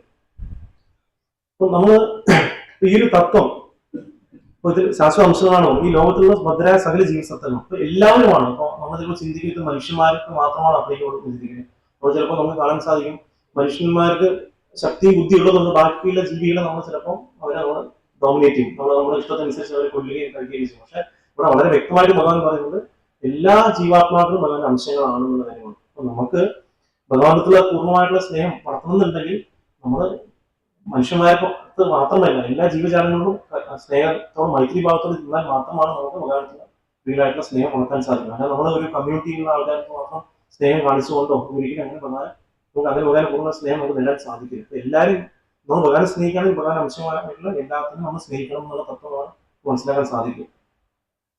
ഇതിൽ പറയുന്നു ബദ്ധമായ ജീവിതം നയിക്കുകയാൽ മനസ്സുൾപ്പെടെയുള്ള 6 ഇന്ദ്രിയങ്ങളും ഉപയോഗിച്ച് അവർ കഠിനാധ്വാനം ചെയ്യും. അപ്പൊ ഇത് ഫസ്റ്റ് കണ്ടീഷൻ എന്ന് പറയുന്നത് നമ്മുടെ റിയൽ കണ്ടീഷനെ പറ്റി പറയാനല്ലേ. നമ്മൾ നോക്കാം ജീവരെ സ്വരൂപേ കൃഷ്ണയുടെ നിത്യദാസ്, നമ്മൾ ഭഗവാൻ കൃഷ്ണന്റെ അംശമാണെന്നുള്ള കാര്യമാണ് ഇവിടെ ഈ തത്വത്തിൽ പറയുന്നത്. പിന്നെ രണ്ടാമത് നമ്മൾ ഭഗവാനുമായിട്ട് നിന്ന് നമ്മളായ ജീവാത്മാക്കൾ ഭഗവാനെ മറന്നത് കൊണ്ടാണ് നമുക്ക് ബുദ്ധിമുട്ടുകൾ വരുന്നുള്ളതാണ് അടുത്ത ഇതിൽ പറയുന്നത്. മനഃഷ്ഠാനിന്ദ്രിയാനി പ്രകൃതിസ്ഥാനം കർഷകൻ. അപ്പം അതിൽ 6 ഇന്ദ്രിയങ്ങൾ പറയുന്നത് നമ്മൾ അഞ്ച് ഇന്ദ്രിയങ്ങളുടെ കൂടെ മനസ്സിനെ കൂടി ഒരു ഇന്ദ്രിയമായിട്ടാണ് ഇവിടെ നമ്മൾ കൊടുത്തിരിക്കുന്നത്. അപ്പൊ അതുകൊണ്ട് നമ്മൾ ഒരുപാട് സ്ട്രഗിൾ ചെയ്യുന്നുള്ള കാര്യമാണ് ഇതിൽ പറയുന്നത്. അപ്പൊ നമുക്ക് അറിയാൻ സാധിക്കും നമ്മൾ ഭഗവാനെ മറന്നുകൊണ്ട് നമ്മൾ എത്രത്തോളം നമ്മൾ ഈ ഭൗതിക ലോകത്തിൽ സന്തോഷിക്കാൻ ശ്രമിച്ചാലും നമുക്ക് പൂർണ്ണമായിട്ടുള്ള സന്തോഷം നേടാൻ നമുക്ക് സാധിക്കില്ല എന്നതാണ് നമുക്ക് മനസ്സിലാക്കേണ്ടത്. അപ്പൊ നമ്മൾ ചിലപ്പോൾ ഒരു വ്യക്തി ചിന്തിക്കുകയായിരിക്കും നമുക്കൊരു എന്തെങ്കിലും ഒരു കാര്യം ഇല്ലാത്തത് കൊണ്ടായിരിക്കും എനിക്ക് സന്തോഷമില്ലാത്തത്. പക്ഷെ അതേ കാര്യം വേറൊരു വ്യക്തിക്ക് ഉണ്ട്, എന്നാൽ അദ്ദേഹത്തിന് ആ പൂർണ്ണ സന്തോഷം കിട്ടുന്നില്ല. അപ്പൊ അതിന്റെ അർത്ഥം എന്ന് പറയുമ്പോൾ നമ്മൾ വളരെ അംശമായതുകൊണ്ട് നമുക്ക് ഭൗതികമായിട്ടുള്ള എന്ത് കാര്യങ്ങൾ നേടിയാലും ഒരിക്കലും ആത്മാവിൽ നമുക്ക് പൂർണ്ണ സന്തോഷം അതിനോട് നേടാൻ സാധിക്കില്ല. ആത്മാവിന് പൂർണ്ണ സന്തോഷം നേടുന്നുണ്ടെങ്കിൽ ഭഗവാനുമായിട്ടുള്ള പ്രേമബന്ധം അത് നമ്മൾ ഭക്തി പുരസ്സരം നമ്മൾ ഭഗവാനെ സേവനം ചെയ്താൽ മാത്രമാണ് ഒരു വ്യക്തിക്ക് യഥാർത്ഥമായിട്ടുള്ള സന്തോഷം നേടാൻ സാധിക്കും എന്നുള്ള കാര്യമാണ് നമുക്ക് പറയുന്നത്. അപ്പൊ നമ്മള് ഇതിനകത്ത് ഒരു ഇതായിട്ട് നോക്കാം. നമുക്ക് ഒരു എക്സാമ്പിൾ എടുത്ത് നോക്കുകയാണെന്നുണ്ടെങ്കിൽ നമ്മുടെ ജീവിതത്തിൽ നമുക്ക് നോക്കുകയാണെന്നുണ്ടെങ്കിൽ നമ്മൾ ജീവിതത്തിൽ പല പല കാര്യങ്ങൾ എടുക്കാം. നമ്മളൊരു എക്സാമ്പിളായിട്ട് നോക്കുകയാണെങ്കിൽ ഒരു വ്യക്തി നമ്മൾ ഐഡന്റിറ്റി എടുത്ത് നോക്കുകയാണെന്നുണ്ടെങ്കിൽ തന്നെ ഇപ്പോൾ ഒരു വ്യക്തി ഒരു എഞ്ചിനീയറായിട്ട് എവിടെയെങ്കിലൊക്കെ ജോലി ചെയ്യും. അപ്പോൾ ആ എഞ്ചിനീയറായിട്ട് ജോലി ചെയ്യുന്നുണ്ടെങ്കിൽ കൂടി ആ വ്യക്തിക്ക് ഒരു ഓഫീസിൽ അല്ലെ നമ്മൾ പലപ്പോഴും ഓരോ കമ്പനി മാറുമ്പോൾ നമ്മൾ ഐഡന്റിറ്റി മാറണം. നമുക്ക് ഒരു എംപ്ലോയി നമ്പർ കൂടുതലും ഒരു എന്തെങ്കിലും ഒരു പോസ്റ്റ് ഉണ്ടാവും, മാറിക്കൊണ്ടേയിരിക്കുകയാണ്. അപ്പൊ അങ്ങനെ അദ്ദേഹത്തിന് എഞ്ചിനീയറായിട്ട് അദ്ദേഹം ഒരു 10, 30, 40 വർഷം ജോലി ചെയ്താൽ അദ്ദേഹത്തിന്റെ ഒരു 60ാമത്തെ വയസ്സ് കഴിയുമ്പോൾ അത് റിട്ടയർമെന്റ് ആയിക്കഴിഞ്ഞാൽ പിന്നെ അദ്ദേഹത്തിന് ഒരു എഞ്ചിനീയർ ആണെന്ന് പറഞ്ഞ കമ്പനി ചെന്ന് കയറിയാൽ കൂടി ആരും വരാൻ ചിലപ്പോൾ കൽപ്പിക്കില്ല. പിന്നെ നമ്മളൊരു ആ കമ്പനി കയറി പോകുമ്പോൾ തന്നെ ചിലപ്പോൾ കയറാൻ സാധിക്കും. കാരണം നമ്മൾ ID കാർഡ് നമ്മൾ സബ്മിറ്റ് ചെയ്യും. നമ്മൾ ഒരു വിസിറ്റർ പാസ് ഒക്കെ എടുത്തായിരിക്കും ചിലപ്പോൾ അദ്ദേഹത്തിന് പോകില്ല. ഇവൻ സെക്യൂരിറ്റി ആയ ഒരു വ്യക്തിയോട് നമ്മൾ പറഞ്ഞു നിർത്തണം, നിങ്ങൾക്ക് പോകാൻ പറ്റില്ല എന്നായി. അപ്പൊ അതുകൊണ്ട് നമ്മുടെ ജീവിതത്തിൽ നമ്മൾ പല പല ഭൗതികമായിട്ടുള്ള ഐഡന്റിറ്റി നേടാൻ നമ്മൾ ആഗ്രഹിക്കുകയാണ്. നമ്മൾ പ്രസിദ്ധി നേടണം, അല്ലെങ്കിൽ നമുക്ക് വലിയൊരു വ്യക്തിയാണോ എന്നൊക്കെ നമ്മൾ ചിന്തിക്കുകയാണ്. പക്ഷെ ഈ വ്യക്തിത്വം, ഈ ഒരു ഐഡന്റിറ്റി എന്ന് പറയുന്നത് നമ്മൾ ഒരിക്കലും നമ്മൾ ശാശ്വതമായിട്ട് നമ്മൾ ഹെൽപ്പ് ചെയ്യാൻ പോകുന്നില്ല. ഭൗതികമായിട്ട് നമുക്ക് പണം നേടാനും നമുക്ക് സമൂഹത്തിൽ പ്രശസ്തിയും കാര്യങ്ങളൊക്കെ നേടാൻ ഹെൽപ്പ് ചെയ്യും. പക്ഷെ അതേ സമയത്ത് ഈ ഐഡന്റിറ്റിയുടെ പിന്നാലെ മാത്രം നമ്മൾ പോകാണെന്നുണ്ടെങ്കിൽ നമ്മൾ ജീവിതത്തിൽ ലക്ഷ്യം മനസ്സിലാക്കാതെ നമ്മൾ പരാജയപ്പെട്ട് പോകാമെന്നാണ് ഭഗവത്ഗീത പറയുന്നത്. നമ്മൾ എപ്പോഴാണോ നമുക്ക് കിട്ടുന്ന ഈ ഐഡന്റിറ്റികളൊക്കെ നമ്മൾ ഭഗവാൻ സേവനത്തിന് യൂസ് ചെയ്യുന്നത്, അപ്പോഴാണ് അതൊരു ഭക്തിയോ സേവനമായിട്ട് മാറുന്നത്. അപ്പം നമുക്ക് എപ്പോഴും ശീലപ്രഭുപാദ് പറഞ്ഞു തരുന്ന ഒരു തത്വമാണ് യുക്ത വൈരാഗ്യം എന്ന് പറഞ്ഞൊരു കാര്യം അല്ലെ. നമ്മൾ പലപ്പോഴും ഭൗതികമായിട്ട് വസ്തുക്കളെ നമ്മൾ ഉപേക്ഷിക്കണം എന്നൊക്കെ ചില സിദ്ധാന്തങ്ങൾ പറയുന്നത്. ഭൗതികമായിട്ട് വസ്തുക്കൾ നമ്മൾ ഭഗവാൻ സേവനത്തിന് യൂസ് ചെയ്യുന്നതാണ് അതിന്റെ ഏറ്റവും ഉത്തമമായിട്ടുള്ള മാർഗം. നമുക്ക് എന്ത് കഴിവുകളുണ്ടോ, അല്ലെങ്കിൽ എന്ത് ഭൗതികമായിട്ടുള്ള ഒരു പൊസിഷൻ ഉണ്ടോ, അതൊക്കെ നമ്മൾ ഭഗവാൻ സേവനത്തിന് യൂസ് ചെയ്യുന്നതാണ് റിയൽ ആയിട്ടുള്ള ഡിവോഷണൽ സർവീസ് എന്ന് പറയുന്നത്. നമുക്ക് അതുവഴി ചെയ്യുന്ന സമയത്ത് നമുക്ക് ഓട്ടോമാറ്റിക്കലി നമ്മൾ ആ ഒരു ഭൗതികമായിട്ടുള്ള നമ്മുടെ ഒരു പൊസിഷനോട് അറ്റാച്ച്ഡ് ആവാതെ തന്നെ നമുക്ക് ഭഗവാൻ അറ്റാച്ച്ഡ് ആയിക്കൊണ്ട് തന്നെ നമുക്കത് ആ ഒരു പൊസിഷൻ ഉപയോഗിച്ചുകൊണ്ട് നമുക്ക് ഭഗവാൻ സേവനം ചെയ്യാൻ സാധിക്കുന്നതാണ് ശീലപ്രഭുപാദ് നമുക്ക് പറഞ്ഞു തരുന്നത്. അപ്പൊ അതുകൊണ്ടാണ് കൃഷ്ണാവബോധം എന്ന് പറയുന്നത് വളരെ ഒരു പ്രാക്ടിക്കൽ ആയിട്ടുള്ള കാര്യമായിട്ട് നമുക്ക് കാണാൻ സാധിക്കും. നമുക്ക് പല പല യോഗ പദ്ധതികളൊക്കെ ഉണ്ടെങ്കിലും പലതും നമുക്ക് കാണാൻ സാധിക്കും. നമുക്ക് ഒരിക്കലും പ്രാക്ടിക്കൽ അല്ല. നമ്മൾ റീസെന്റ് ഞാനൊരു വീഡിയോ കണ്ടു. ഒരു IITian ആയിട്ടുള്ള വ്യക്തി മഹാകുംഭമേളയിൽ അവിടെ പോയിട്ട് അദ്ദേഹം തപസ് അനുഷ്ഠിക്കുകയാണ്. അപ്പൊ അത് നമ്മൾ നോക്കുകയാണെന്നുണ്ടെങ്കിൽ അപ്പൊ അത് നമുക്ക് ആൾക്കാർ ഒരുപാട് വ്യൂ ഒക്കെ കാണുമായിരുന്നു യൂട്യൂബിൽ, വലിയൊരു ഇതൊക്കെ നമ്മൾ എവിടെ നോക്കിയാൽ അതിൻ്റെയൊക്കെ ഇത് കാണും. പക്ഷെ എത്രത്തോളം പ്രാക്ടിക്കൽ, എത്ര പേർക്ക് അങ്ങനെ ചെയ്യാൻ സാധിക്കും? പക്ഷെ നമുക്ക് അറിയാൻ സാധിക്കും ശീലപ്രഭുപാദിന്റെയും ശരീരമാക്കുന്ന കാര്യങ്ങൾ കൊണ്ട് ഏതൊരു വ്യക്തിക്കും വളരെ ലളിതമായിട്ടും ഭക്തി സേവനം ചെയ്തുകൊണ്ട് ഭഗവാനുള്ള പ്രേമഭക്തി വളർത്തിയെടുക്കാനുള്ള എളുപ്പമായിട്ടുള്ള മാർഗമാണ് നമുക്ക് കിട്ടിയിരിക്കുന്നത് ഇസ്കോൺ എന്ന പ്രസ്ഥാനത്തിൽ. അപ്പൊ അത് ഏതൊരു വ്യക്തിയും ചെയ്യാൻ സാധിക്കും. അതിലിപ്പോ നമുക്ക് ഒരു വ്യക്തിക്ക് നമ്മൾ നോക്കുകയാണെന്നുണ്ടെങ്കിൽ നമുക്കൊരു അങ്ങനെ ഒരു യോഗിയെ കാണുന്നുണ്ടെങ്കിൽ അദ്ദേഹത്തിന് ഒരുപാട് മനസ്സിനെ കൺട്രോൾ ചെയ്യാൻ പറ്റണം. അങ്ങനെ പല പല എക്സ്റ്റേണൽ ആയിട്ട് കണ്ടീഷൻസ് ഉണ്ട്. പക്ഷെ നമുക്ക് ഭക്തി സേവനം ചെയ്യണമെന്നുണ്ടെങ്കിൽ നമുക്ക് വേണ്ടത് ആകെ നമ്മൾ ചെയ്യുന്ന ഒരു ആത്മാർത്ഥതയാണ്. ആത്മാർത്ഥത എനിക്ക് ഭഗവാൻ സേവനം ചെയ്യാനുള്ള ആഗ്രഹവും നമ്മൾ പ്രേമത്തോടെ നമ്മൾ മൈത്രി ഭാവത്തോടെ ഭഗവാൻ സ്നേഹത്തോടെയും സേവനം ചെയ്യാനുള്ള ആഗ്രഹം ഉണ്ടെങ്കിൽ ഏതൊരു വ്യക്തിക്ക് അത് ചെയ്യാൻ സാധിക്കും. ഇറസ്പെക്റ്റീവ് ഓഫ് നമ്മൾ എന്തൊരു സ്ത്രീയാണ്, പുരുഷനാണ്, ഒരു കുട്ടിയാണ്, വയസ്സായ വ്യക്തിയാണെന്നുണ്ടെങ്കിൽ കൂടി ഏതൊരു വ്യക്തിക്കും ചെയ്യാൻ സാധിക്കും. അപ്പൊ അതാണ് ശീലപ്രഭുപാദിന്റെ ഒരു മൂവ്മെന്റ് ഏറ്റവും വലിയൊരു കാരുണ്യം എന്ന് പറയുന്നത്. അപ്പൊ അതുകൊണ്ട് തന്നെയാണ് ഈ ഒരു പ്രസ്ഥാനത്തിൽ ഒരുപാട് നമ്മൾ നോക്കുകയാണെങ്കിൽ പുതിയ പുതിയ അമ്പലങ്ങൾ ഓപ്പൺ ആവുന്നുണ്ട്. ഇന്നലെ നവി മുംബൈയിൽ വലിയൊരു ക്ഷേത്രം അത് ഓപ്പണായി. നമ്മൾ നോക്കുകയാണെന്നില്ല അതിന്റെ റിസൾട്ട് നമ്മൾ ശാസ്ത്രങ്ങൾ പറയുന്നത് ഫലേന പരിചയത്. നമ്മൾ അതിന്റെ റിസൾട്ട് എന്ന് പറയുന്നത് നമ്മൾ അതിന്റെ റിസൾട്ടിലൂടെ നമുക്ക് കാണാൻ സാധിക്കും അത്രത്തോളം എഫക്റ്റീവ് ആണെന്ന്. അപ്പൊ അതുകൊണ്ട് വളരെ പ്രാക്ടിക്കലാണ് കൃഷ്ണാബോധം എന്ന് പറയുന്നത്. അത് പ്രാക്ടിക്കൽ ആണെങ്കിലും നമ്മൾ ഇതൊക്കെ തിയറി മനസ്സിലാക്കിയാൽ അത് നമ്മൾ പ്രാക്ടീസ് ചെയ്താൽ മാത്രമാണ് അതിന്റെ റിസൾട്ട് നമുക്ക് അറിയാൻ സാധിക്കും. നമ്മളൊരു എക്സാമ്പിൾ ആയിട്ട് പറയുകയാണെങ്കിൽ നമ്മളൊരു എഞ്ചിനീയറിംഗ് നമ്മൾ പഠിക്കുകയാണെങ്കിൽ ലാബിൽ പല പല കാര്യങ്ങളൊക്കെ പഠിക്കുകയായിരുന്നു. അപ്പോൾ നമ്മൾ തിയറിറ്റിക്കലായിട്ട് പല കാര്യങ്ങൾ മനസ്സിലാക്കി. പക്ഷെ നമ്മൾ അതിനെ പ്രാക്ടിക്കലായിട്ട് അപ്ലൈ ചെയ്തില്ല എന്നുണ്ടെങ്കിൽ നമുക്കത് മറന്നുപോകും പല കാര്യങ്ങളും. നമുക്ക് സിമ്പിൾ എക്സാമ്പിൾ ആയിട്ട് പറയുകയാണെങ്കിൽ ചിലപ്പോൾ നമ്മൾ മൊബൈലിൽ എന്തെങ്കിലുമൊക്കെ ഒരു ആപ്ലിക്കേഷനോ അല്ലെങ്കിൽ എന്തെങ്കിലും സെറ്റിംഗ് ഒക്കെ നമ്മൾ എപ്പോഴെങ്കിലും നമ്മൾ ചെയ്യുകയാണെന്നുണ്ടെങ്കിൽ നമ്മൾ മറന്നുപോകും. നമ്മൾ വീണ്ടും അത് എടുത്ത് എങ്ങനെ ചെയ്യണമെന്ന് കാര്യം നമുക്ക് ഓർക്കില്ല. നമ്മൾ നിരന്തരം ഒരു കാര്യം ചെയ്യുകയാണെങ്കിൽ നമുക്കത് ഓർമ്മയുണ്ടാവും. അപ്പൊ അതുപോലെ തന്നെ നമുക്ക് ഭക്തി സേവനത്തിലും ഇവിടെ പറയുന്ന പോലെ മനസ്സഷ്ടാൻ ഇന്ദ്രിയാണ് പ്രതിസ്ഥാനം കർഷകി. നമുക്ക് മനസ്സ് ഉപയോഗിച്ചുകൊണ്ട് നമ്മൾ കഠിനാധ്വാനം ചെയ്യുന്നുള്ള കാര്യം കൂടെ പറയുന്നത്. നമുക്ക് ആ കഠിനാധ്വാനത്തിൽ നിന്ന്, അതായത് ശരിക്കും നമ്മൾ എന്താണ് നമ്മൾ റിയൽ ഐഡന്റിറ്റി എന്ന കാര്യം മനസ്സിലാക്കി കഴിഞ്ഞാൽ നമ്മൾ അടുത്ത് ചെയ്യുന്നത് പറഞ്ഞാൽ എന്താണ് ഭഗവത് ഭക്തി സേവനമാണ്. ആ സേവനം നമ്മൾ പ്രാക്ടിക്കലായിട്ട് ചെയ്യുമ്പോഴാണ് നമുക്ക് ഈ ഇതിന്റെ ആദ്യത്തെ ഭാഗം അവയവാംശ ജീവരോഗി എന്ന കാര്യം നമുക്ക് റിയലൈസ് ചെയ്യണം. അല്ലെങ്കിൽ നമുക്ക് ഇതെല്ലാം നമുക്കൊരു തിയറിറ്റിക്കലായിട്ട് നമ്മൾ മനസ്സിലാക്കണം. നമ്മൾ ക്ലാസ്സിൽ കേൾക്കായാലും അത് മറന്നുപോകും. അത് എല്ലാവർക്കും പറയുന്നിരിക്കും അതുപോലെ തന്നെയാണ്. നമ്മൾ കേട്ടു, പക്ഷെ നമ്മൾ പ്രാക്ടീസ് ചെയ്തില്ലാന്നുണ്ടെങ്കിൽ എന്തൊരു കാര്യം നമ്മൾ മറന്നുപോകും. ഏതൊരു കലയായാലും ശരി നമ്മൾ നോക്കുകയാണെങ്കിൽ. അതുകൊണ്ട് നമ്മൾ വളരെ പ്രാധാന്യമുള്ള കാര്യം വെച്ചാൽ നമ്മൾ കേൾക്കുന്ന കാര്യങ്ങളും വായിക്കുന്ന കാര്യങ്ങളും നമ്മുടെ ജീവിതത്തിൽ എങ്ങനെ അപ്ലൈ ചെയ്യാന്നുള്ള കാര്യം കൂടി നമ്മൾ ചിന്തിക്കണം എന്നുള്ള കാര്യമാണ് നമുക്ക് ഈ ശ്ലോകത്തോടെ മനസ്സിലാക്കാൻ സാധിക്കും. അതില് ഇവിടെ പറയുന്ന പോലെ തന്നെ നമുക്ക് കാണാൻ സാധിക്കും. ഇവിടെ നമുക്ക് പ്രാക്ടിക്കലായി നമ്മൾ ചെയ്യേണ്ട കാര്യം എന്താണ്? അപ്പൊ നമ്മൾ മനസ്സിലാക്കി നമ്മൾ വേറെ അംശമാണെന്ന കാര്യം നമ്മൾ മനസ്സിലാക്കിയിരിക്കുന്നു. അപ്പൊ നമുക്ക് മനസ്സ് ഉപയോഗിക്കുന്ന ഇന്ദ്രിയങ്ങൾ ഉപയോഗിച്ച് അവർ കഠിനാധ്വാനം ചെയ്യുന്ന കാര്യം പറഞ്ഞത് അല്ലെ. നമുക്ക് പലപ്പോഴും മനസ്സിനെ നമുക്ക് നിയന്ത്രിക്കാൻ സാധിക്കുന്നില്ല, അല്ലെങ്കിൽ ഇന്ദ്രിയങ്ങൾ നമ്മുടെ കൺട്രോളിലാണ് നിൽക്കുന്നത്. അപ്പൊ ഇങ്ങനെ നമുക്ക് ബുദ്ധിമുട്ടുകളുണ്ട്. അപ്പൊ അതിന് ഉള്ള മാർഗമാണ് നമ്മൾ എന്താ ചെയ്യുന്നത്? ഭഗവാന്റെ സേവനത്തിൽ നമ്മൾ നിരതരാകാറുണ്ട്. അപ്പൊ എന്താണ്? അപ്പൊ നമുക്ക് ഈ ഉപാധിയിൽ നിന്നൊക്കെ വിമുക്താകാൻ വേണ്ടിയിട്ട് എന്താ ചെയ്യാൻ സാധിക്കുക? സർവോപാധി വിമുക്തം തത്പരത്തേന നിർമ്മലം ഋഷികേശ സേവനം ഭക്തി രുചിയാണ്. അപ്പൊ നമുക്ക് പല പല ഉപാധികളുണ്ട് അല്ലെ. ഞാൻ ഇന്ത്യക്കാരനാണ്, അല്ലെങ്കിൽ ഞാൻ കേരളീയനാണ്. ഞാൻ ഇന്ത്യക്കാരനല്ല, കേരളീയനല്ല നമ്മൾ ചിന്തിച്ചുകൊണ്ടിരുന്നതിന് ആ ഉപാധിയിൽ പുറത്തു വരാൻ സാധിക്കും ഇല്ല. അപ്പൊ സർവോപാധി വിനിർമുക്തം, എല്ലാ ഉപാധിയും വിമുക്താവുന്ന തത്പരത്തേന നിർമ്മലം, നിർമ്മലമായിട്ട് ഭഗവാനെ സേവനം ചെയ്യുന്നത്. ഋഷികേന ഋഷികേശം. അപ്പൊ ഋഷികം എന്ന് പറഞ്ഞാൽ ഇന്ദ്രിയങ്ങൾ, ഇന്ദ്രിയങ്ങളുടെ സ്വാമിയെ ഭഗവാൻ കൃഷ്ണനെ നമ്മുടെ ഇന്ദ്രിയങ്ങൾ കൊണ്ട് നമ്മൾ സേവനം ചെയ്യുമ്പോൾ നമുക്ക് ഈ ഒരു ഉപാധിയിൽ നിന്ന് വിമുക്തനായി ഒരു വ്യക്തിക്ക് ഭക്തിയിൽ നിരതരാകാൻ സാധിക്കുന്നതാണ് ശാസ്ത്രങ്ങൾ പറയുന്നത്. അപ്പൊ അതിലാണ് നമ്മൾ ഇപ്പൊ പോസിറ്റീവായിട്ട് എൻഗേജ്മെന്റ് ചെയ്യാനുള്ള കാര്യമാണ് ഭഗവത്ഗീത പറയുന്നത്. നമ്മൾ എല്ലാത്തിനും നമ്മൾ ഒഴിവാക്കുക എന്ന കാര്യമല്ല പറയുന്നത്. അതിന് പകരം എന്താ ചെയ്യാം? അതേ സമയത്ത് നമ്മൾ എന്താ ചെയ്യാം? നമ്മൾ ഉള്ള കാര്യങ്ങൾ നമ്മൾ ഭഗവാന്റെ സേവനത്തിന് യൂട്ടിലൈസ് ചെയ്യാം. നമ്മൾ അറ്റാച്ച്മെന്റ്, ഭൗതികമായ അറ്റാച്ച്മെന്റ് നിന്ന് ഭഗവാന്റെ സേവനത്തിൽ, ഭഗവാന്റെ ഭക്തന്മാരടുത്തും സേവനം ചെയ്യാനുള്ള അറ്റാച്ച്മെന്റിലോട്ട് കൊണ്ടുവരാനുള്ള കാര്യമാണ്. അപ്പൊ അതിൽ നമുക്ക് ഏറ്റവും എളുപ്പമായിട്ടുള്ള വഴി എന്താണ്? ഭഗവാനെ സേവനം ചെയ്യാൻ എളുപ്പമായിട്ടുള്ള മാർഗം എന്ന് പറഞ്ഞാൽ ഭഗവാന്റെ തിരുനാമമാണ്. ഭഗവാന്റെ ലളിതമായിട്ടുള്ള ഭഗവാൻ തന്നിരിക്കുന്ന നാമം അല്ലെ. കലികാലെ നാമരൂപേ കൃഷ്ണ അവതാർ. ഭഗവാൻ കൃഷ്ണൻ കലികാലത്തിൽ നാമരൂപത്തിലാണ് അവതരിച്ചിരിക്കുന്നത്. വളരെ എളുപ്പമായിട്ടും ഭഗവാന്റെ അടുത്തുള്ള ആ സ്നേഹബന്ധം നമുക്ക് എസ്റ്റാബ്ലിഷ് ചെയ്യാനുള്ള എളുപ്പമാർഗം വെച്ചാൽ ഭഗവാന്റെ തിരുനാമം ജപിക്കാനുള്ള കാര്യമാണ്. അത് ഏത് സമയത്ത് ഏത് കാലത്തിനും ഏതൊരു വ്യക്തിക്കും ചെയ്യാൻ പറ്റുന്ന ഒരു കാര്യമാണ് അല്ലെ. ഹരേ കൃഷ്ണ കൃഷ്ണ കൃഷ്ണ ഹരേ ഹരേ, ഹരേ രാമ രാമ രാമ ഹരേ. ഏതൊരു വ്യക്തിയാണോ നിരന്തരം ഭഗവാന്റെ തിരുനാമം ജപിച്ചുകൊണ്ടിരിക്കുന്നത് ആ വ്യക്തിക്ക് ഭഗവാനുമായിട്ടുള്ള ശാശ്വതമായിട്ടുള്ള ബന്ധം പ്രസ്താവിക്കാൻ സാധിക്കുന്നതാണ് ശാസ്ത്രങ്ങൾ പറയുന്നത്. അപ്പം ആ ഒരു കാര്യം നമുക്ക് ചെയ്യണമെന്നുണ്ടെങ്കിലും നമ്മളിത് കേട്ടാലും അത് പ്രാക്ടീസ് ചെയ്യണമെന്നുണ്ടെങ്കിൽ അത് അത്ര എളുപ്പമല്ല. കാരണം നമ്മുടെ ജീവിതത്തിൽ നിന്ന് നോക്കുന്ന സമയത്ത് നമ്മൾ കൂടുതൽ സമയം നമ്മൾ ചെലവഴിക്കുന്ന ഭൗതികമായിട്ടുള്ള കാര്യങ്ങൾക്ക് വേണ്ടി ആയതുകൊണ്ട് നമുക്കിതൊരു തവണ കേൾക്കുമ്പോൾ നമുക്ക് ഓർക്കാൻ സാധിക്കില്ല.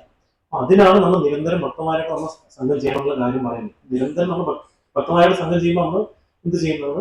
ഭക്തി പരമായിട്ടുള്ള കാര്യങ്ങളെ പറ്റി നമ്മൾ ചർച്ച ചെയ്യും. ശ്രീല പ്രഭുപാദ ഒരു എക്സാമ്പിൾ പറഞ്ഞ പോലെ തന്നെ ഒരു വ്യക്തിക്ക് ഒരു മദ്യപാനി ആണെന്നുണ്ടെങ്കിൽ എന്ത് ചെയ്യണം? ഏറ്റവും എളുപ്പമായിട്ട് മാർഗം എന്താണ്? മദ്യപാനം ചെയ്യുന്ന വ്യക്തികളായിട്ട് നമ്മൾ സംഘം ചെയ്യുമ്പോൾ ആ വ്യക്തിക്ക് മദ്യം കഴിക്കുന്ന ആഗ്രഹം ഇല്ലെങ്കിൽ കൂടി ആഗ്രഹം ഓട്ടോമാറ്റിക്കായിട്ട് വരും അല്ലെ. അപ്പൊ അതുപോലെ തന്നെ ഒരു വ്യക്തി കൃഷ്ണഭക്തനാണെന്ന് ആഗ്രഹം ഉണ്ടെങ്കിൽ ആ ആത്മാർത്ഥമായിട്ട് കൃഷ്ണഭക്തി ചെയ്യുന്ന വ്യക്തികളോട് നമ്മൾ സംഘം ചെയ്യുകയാണെങ്കിൽ, അതൊന്ന് കേൾക്കുകയാണെങ്കിൽ ആ വ്യക്തിക്ക് കൃഷ്ണഭക്തിയിൽ ഭക്തനാകാൻ സാധിക്കുമെന്നാണ് ശാസ്ത്രങ്ങൾ പറയുന്നത്. ഭക്തമായിട്ട് നമ്മൾ സംഘം ചെയ്യുക. നിരന്തരം നമ്മൾ ചെയ്യേണ്ടത് ഭഗവാന്റെ തിരുനാമം ജപിക്കാൻ നമ്മൾ ശ്രമിക്കുക. അതിലൊരു സമയം കണ്ടെത്തി നമ്മൾ നിരന്തരം 16 മാലകൾ നമ്മൾ ജപിക്കാനുള്ള ശ്രീല പ്രഭുപാദ് നമുക്ക് പ്രിസ്ക്രൈബ് ചെയ്തിരിക്കുന്നത്. അപ്പൊ അതുപോലെ തന്നെ നമുക്ക് ഈ നാമജപം തന്നെയാണ് കലിയുഗത്തിലെ ഒരേ ഒരു ആശ്രയം എന്നുള്ള കാര്യം നമുക്ക് അത് പൂർണ്ണമായിട്ട് വിശ്വാസം ഇല്ലാത്തതുകൊണ്ടാണ് പലപ്പോഴും നമ്മൾ വേറെ കാര്യങ്ങളൊക്കെ നമ്മൾ പോകുന്നത്, പലപ്പോഴും വേറെ സന്തോഷത്തിനാലും പോകും. അപ്പൊ അതിനെ നമുക്ക് കൺവിൻസ് ചെയ്യണമെന്നുണ്ടെങ്കിൽ നമ്മൾ അതിൽ അത്രയും വിശ്വാസവും ആ നാമത്തിൽ അത്രയും രുചി നേടിയ വ്യക്തികളിൽ നിന്ന് നമ്മൾ കേൾക്കുകയും ശ്രീല പ്രഭുപാദം ആചാര്യന്മാരുടെ ഗ്രന്ഥങ്ങൾ വായിക്കുകയും ചെയ്യുമ്പോഴാണ് നമുക്ക് പൂർണ്ണമായിട്ടും ആ ഒരു കൺവിക്ഷൻ നമുക്ക് വരുന്നത്. അപ്പൊ അതുകൊണ്ട് നമ്മൾ ഡെയിലി നമ്മൾ ഒരു അരമണിക്കൂറെങ്കിലും എടുത്ത് പ്രഭുപാദന്റെ ഗ്രന്ഥങ്ങൾ വായിക്കുക. എന്നാലേ നമുക്ക് ഈ വായിക്കുന്ന കാര്യങ്ങൾ ഉള്ള ആ വിശ്വാസം പൂർണ്ണമായിട്ടും വരുള്ളൂ. കാരണം ശ്രീല പ്രഭുപാദിന് അത്രയും ഭഗവാനത്തിലുള്ള പരിശുദ്ധ ഭക്തിയും പരിശുദ്ധ വിശ്വാസം ഉള്ളതുകൊണ്ടാണ് പ്രഭുപാദ് ഈ ഗ്രന്ഥം നമുക്ക് തന്നിരിക്കുന്നത്. അപ്പൊ ഏതൊരു വ്യക്തിയാണോ ഈ ഗ്രന്ഥങ്ങൾ നിരന്തരം വായിക്കുകയും അതിൽ നിന്നുള്ള ഇൻസ്ട്രക്ഷൻസിനെ ഫോളോ ചെയ്യുന്ന ഒരു വ്യക്തിക്ക് ആ ഒരു കാര്യം അപ്ലൈ ചെയ്യാൻ സാധിക്കും. അത് വളരെ എളുപ്പമാണ്. ശ്രീല പ്രഭുപാദിന്റെ ഏറ്റവും വലിയ കാര്യം എന്ന് പറഞ്ഞാൽ അദ്ദേഹത്തിന്റെ ഗ്രന്ഥങ്ങളാണ്. കാരണം ഗ്രന്ഥങ്ങൾ വായിച്ചുകൊണ്ട് തന്നെ ഒരു വ്യക്തിക്ക് ഭഗവാനുമായിട്ടുള്ള ആ സ്നേഹബന്ധത്തിൽ ഇരിക്കാൻ സാധിക്കും. അപ്പൊ നമുക്ക് എത്രത്തോളം ഭഗവാനുള്ള സ്നേഹം നമുക്ക് പൂർണ്ണമായിട്ട് നമ്മൾ ബുദ്ധി ഉപയോഗിച്ച് മനസ്സിലാക്കാൻ സാധിക്കില്ല. പക്ഷെ ശ്രീല പ്രഭുപാദ് അദ്ദേഹത്തിന്റെ സ്നേഹമാണ് ഈ ഗ്രന്ഥങ്ങൾ നമുക്ക് തന്നിരിക്കുന്നത്. അപ്പൊ ഏതൊരു വ്യക്തിയാണോ ഈ ഗ്രന്ഥങ്ങൾ നിരന്തരം വായിക്കുകയും അതുപോലെ തന്നെ ഈ ഒരു രീതിയിൽ നമ്മൾ ഈ ഗ്രന്ഥങ്ങൾ വായിച്ച കാര്യങ്ങൾ നമ്മൾ അപ്ലൈ ചെയ്യുകയും ചെയ്യുന്ന വ്യക്തിക്ക് നിരന്തരം ഭഗവാനുള്ള സ്നേഹം വളർത്തിയെടുക്കാൻ വളരെ എളുപ്പമായിട്ടുള്ള മാർഗമാണ്. പിന്നെ അതുപോലെ തന്നെ നമുക്ക് അടുത്തൊരു കാര്യം എന്ന് പറഞ്ഞാൽ നമുക്ക് പല കാര്യങ്ങളും നമുക്ക് പ്രാക്ടിക്കലായിട്ട് അപ്ലൈ ചെയ്യുമ്പോഴും നമുക്ക് ആ സമയകാല പാത്രമനുസരിച്ച് നമ്മൾ അപ്ലൈ ചെയ്യണം. പലപ്പോഴും അതിന് നമുക്ക് ഉത്തമനായ ഒരു ആധ്യാത്മിക ഗുരുവിനെ സ്വീകരിച്ചാൽ മാത്രമാണ് നമുക്ക് അത് എങ്ങനെ നമ്മുടെ ജീവിതത്തിൽ അപ്ലൈ ചെയ്യണമെന്ന കാര്യം മനസ്സിലാക്കാൻ സാധിക്കും. അപ്പൊ നമുക്ക് പല കാര്യങ്ങൾ ചെയ്യുമ്പോൾ നമുക്ക് കൺഫ്യൂഷൻസ് വരാം നമ്മുടെ ലൈഫിൽ. അപ്പൊ നമുക്ക് പല പല അഭിപ്രായങ്ങൾ വരുന്ന സമയത്ത് നമ്മൾ കൺഫ്യൂഷൻ ആവും.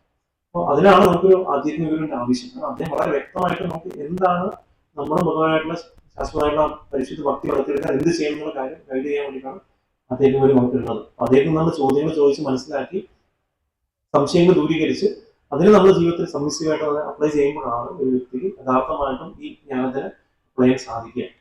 അല്ലെങ്കിൽ നമുക്കിത് നമ്മൾ കേൾക്കും വായിക്കും മറന്നു പോകും. പക്ഷെ ഇതിനെ അപ്ലൈ ചെയ്യണം എന്നുള്ളൊരു ഇതാണ് നമ്മൾ ചെയ്യുന്നത്.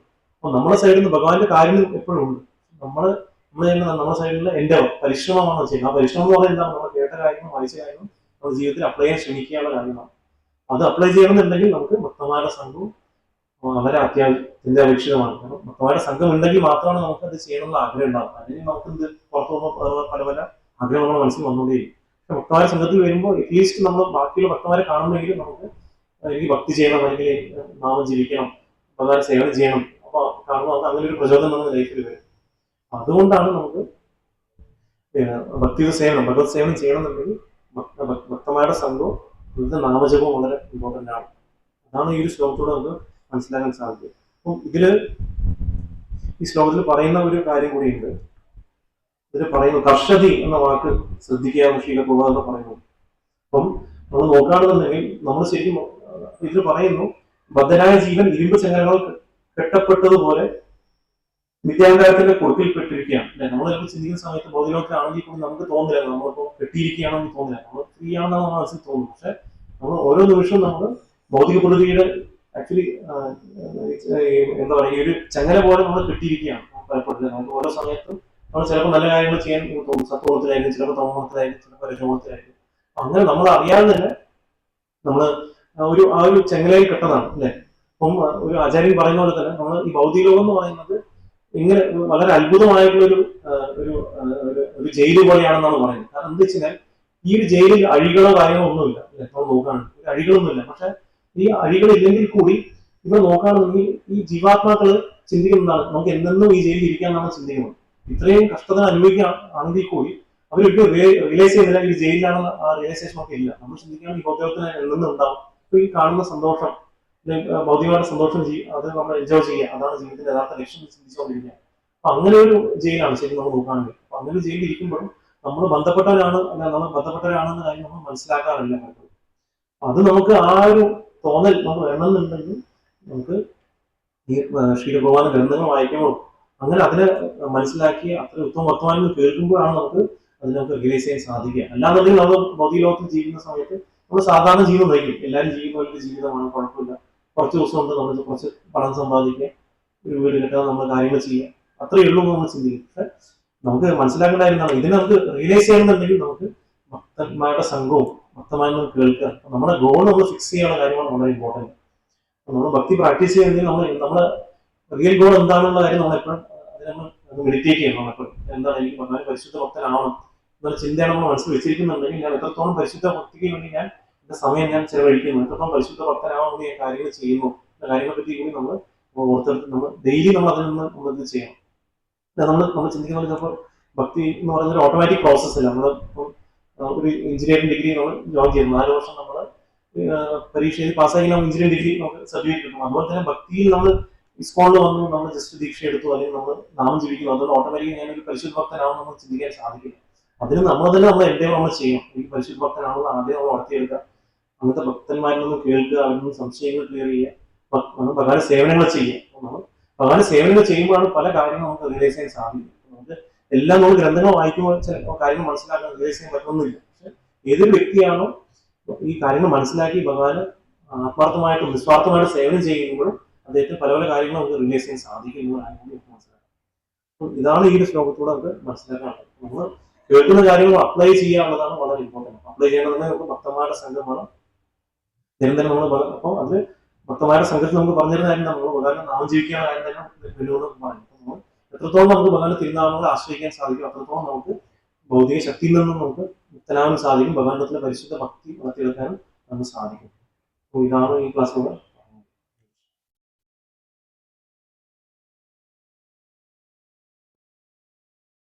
പ്രഭു ഇന്നത്തെ പ്രഭു കർഷതി എന്നുള്ള വാക്ക് പറഞ്ഞിരുന്നു. കർഷതി എന്ന് പറയുമ്പം സ്ട്രഗിൾ ചെയ്യുക എന്നുള്ളതാണ്. നമ്മൾ ഈ ഭൗതിക ലോകത്തിൽ ഒരുപാട് സ്ട്രഗിൾ ചെയ്യുമ്പോഴേ നമ്മൾ ചില സാഹചര്യങ്ങളിൽ ഒരുപാട് സ്ട്രഗിൾ ചെയ്യുമ്പോൾ നമ്മൾ മറ്റൊരു സാഹചര്യം കുറച്ചും കൂടെ നല്ലതായിരിക്കും എന്ന് വിചാരിച്ച് നമ്മൾ അടുത്തൊരു സാഹചര്യം തിരഞ്ഞെടുക്കും. ഈ സാഹചര്യത്തിൽ നിന്ന് മാറിക്കഴിഞ്ഞാൽ എൻ്റെ സ്ട്രഗിൾ മാറും എന്ന് വിചാരിക്കും. പക്ഷെ ഭൗതിക ലോകത്തില് നമ്മൾ ഒരു വെള്ളം പോലെയാണ്. ഒരു വെള്ളത്തിൽ നിന്ന് അടുത്ത വെള്ളത്തിൽ ചാടുമ്പോൾ അവിടെയും കുഴികൾ തന്നെയാണ് ഉള്ളത്. അപ്പൊ അവിടെയും നമുക്ക് സ്ട്രഗിൾ ചെയ്തുകൊണ്ടിരിക്കുകയാണ്. അപ്പം മെറ്റീരിയൽ വേൾഡിൽ നമ്മൾ സാഹചര്യം കൊണ്ട് നമുക്ക് സ്ട്രഗിൾ മാറ്റാൻ പറ്റുന്നില്ല. അപ്പം ആ ഒരു വ്യക്തിക്ക് ഈ സ്ട്രഗിളിൽ നിന്നുകൊണ്ട് സ്ട്രഗിളിൽ നിൽക്കുമ്പോഴും സ്ട്രഗ്ലെസ് ആയിട്ട് നിൽക്കാനായിട്ട് എങ്ങനെ പറ്റും? നല്ലൊരു പ്രാക്ടിക്കൽ ചോദ്യമാണല്ലോ ചോദിച്ചത്. ഭൗതിക ലോകത്തിൽ ഇരിക്കുന്ന സമയത്ത് നമുക്ക് പലപ്പോഴും മനസ്സ് പല ഓപ്ഷൻസ് പോലെ ഇതെല്ലാം അത് ചെയ്യാം. അപ്പൊ എന്തൊരു അവസ്ഥയിൽ പോലും നമുക്ക് സ്ട്രഗിൾ എന്ന് പറഞ്ഞ കാര്യം അത്യാവശ്യമാണ് നമ്മുടെ ഭൗതിക ലോകത്തിൽ. അപ്പൊ നമ്മൾ മനസ്സിലാക്കേണ്ടത് നമുക്ക് ഭഗവാനെ മറന്നുകൊണ്ട് നമ്മൾ എന്തൊക്കെ പ്ലാൻസ് നമ്മൾ ചെയ്താലും നമുക്ക് സ്ട്രഗിൾ ഉറപ്പാണ്, ഒരു സംശയമില്ല. ചിലപ്പോൾ നമുക്ക് ഇന്ന് നമുക്ക് സുഖമായിട്ട് നമുക്ക് തോന്നുമായിരിക്കും, പക്ഷെ എന്നാലും കുറച്ച് കഴിയുമ്പോൾ വീണ്ടും നമുക്ക് എന്തെങ്കിലും രീതിയിൽ പ്രശ്നങ്ങൾ വന്നുകൊണ്ടിരിക്കും. അപ്പൊ നമ്മളെ ഭക്തിയുടെ സേവനത്തിന് മുൻതൂക്കം കൊടുത്തുകൊണ്ട് നമ്മൾ കാര്യങ്ങൾ ചെയ്യുകയാണെന്നുണ്ടെങ്കിൽ അതനുസരിച്ച് നമ്മൾ മെറ്റീരിയൽ കാര്യങ്ങൾ അഡ്ജസ്റ്റഡ് ആവും. നമ്മൾ എപ്പോഴും പറയുന്ന പോലെ തന്നെ നമ്മൾ സ്പിരിച്വൽ ലൈഫിന്റെ ഒരു ഷാഡോ ആണ് മെറ്റീരിയൽ ലൈഫ് എപ്പോഴും പറയാറുണ്ട്. സ്പിരിച്വൽ ലൈഫ് ആധ്യാത്മിക ജീവിതത്തിന്റെ നേടാണ് ഭൗതിക ജീവിതം. ആധ്യാത്മിക ജീവിതത്തിൽ നമ്മൾ പ്രയോറിറ്റി കൊടുത്ത് കാര്യങ്ങൾ ചെയ്യുകയാണെന്നുണ്ടെങ്കിൽ നമുക്ക് ഭൗതിക ജീവിതത്തിൽ നമുക്ക് കറക്റ്റായിട്ടുള്ള ഡിസിഷൻ എടുക്കാൻ നമുക്ക് സാധിക്കും. അപ്പോൾ പലപ്പോഴും നമുക്ക് എന്തായാലും കൺഫ്യൂഷൻസ് നമുക്ക് പലപ്പോഴും വരാറുണ്ട്. നമുക്ക് ആ സമയത്ത് ഭഗവാൻ നമുക്ക് ദദാമി ബുദ്ധിയോ എന്ന് ഭഗവാൻ തന്നെ പറയാറുണ്ട്. നമുക്ക് പലപ്പോഴും എന്താണ് ബുദ്ധി എന്നത് ഭഗവാൻ പറഞ്ഞു തരികയും നമുക്ക് ആധ്യാത്മിക ജീവിതത്തിൽ നിന്ന് ചോദിച്ച് മനസ്സിലാക്കി നമുക്ക് അതിന് തീരുമാനം എടുക്കുന്നതായിരിക്കും. അങ്ങനെ എടുക്കുന്ന സമയത്ത് നമുക്ക് പ്രോപ്പറായിട്ടുള്ള ഒരു ഡിസിഷൻ എടുക്കാൻ സാധിക്കും. എപ്പോഴും നമ്മൾ നോക്കുകയാണെങ്കിൽ പ്രയോറിറ്റി നമ്മൾ ഭക്തി ചെയ്യണം. സ്പിരിച്വൽ ലൈഫിൽ നമ്മൾ കൊടുക്കുകയാണെന്നുണ്ടെങ്കിൽ നമുക്ക് എന്തൊക്കെ സ്ട്രഗിൾസ് വന്നാലും നമുക്ക് അതിനെ ഓവർകം ചെയ്യാനുള്ള ശക്തി നമുക്ക് ഭഗവാൻ നമുക്ക് തരുന്നതാണ് മനസ്സിലാക്കുന്നത്.